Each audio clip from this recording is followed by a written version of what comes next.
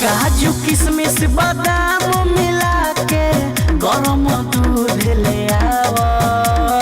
सुन स्ट्रिंग पी के आवा एनर्जी बढ़ावा और रात भर राजा जी पलंग हिलावा और रात भर राजा जी पलंग हिलावा और रात भर राजा जी बुझल।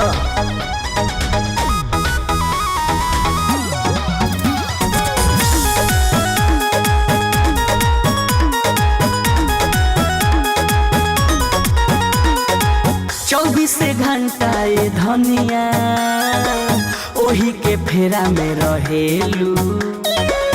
आइले जब घरवा में दोसर बात न कहेलू।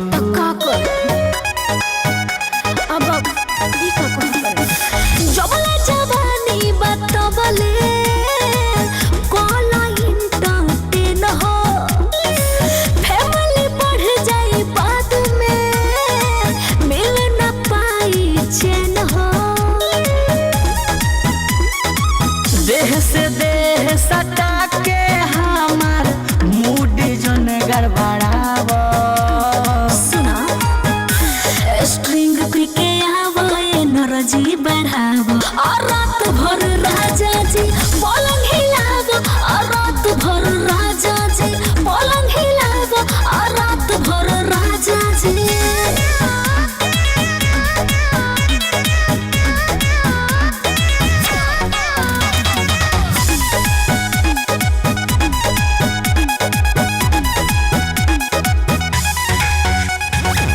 जगल बाड़ी अभी भौजी सुनली है बतियावल।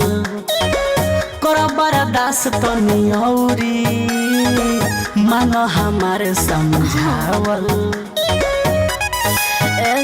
बर्दाश्त से बाहर होता प्रेमी परमेश्वर बतिया पा करे तनिका गरजे जब मियां बीबी बाड़े राजी तो करे का के हुआर जे ना।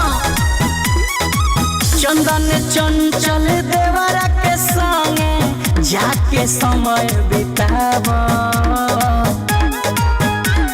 स्ट्रिंग पी के आवा एनर्जी बढ़ावा और रात भर